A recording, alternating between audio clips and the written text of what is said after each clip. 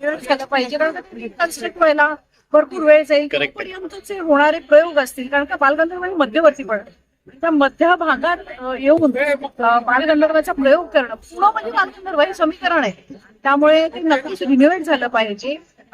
जो भाग समजा अतिशय अडचणीचा असेल किंवा वाईट परिस्थितीत असेल तेवढं तुम्ही रिडेव्हलप करायला घ्या, पण पूर्ण काढून बालगंधर्व नवीन रूपात दिसावं, छान रूपात दिसावं आणि तात्पुरतं नसावं. ते खूप काळ छान टिकेल, वर्षोनवर्ष असं रिन्युएशन असावं. प्रशासनाला काय सांगाल?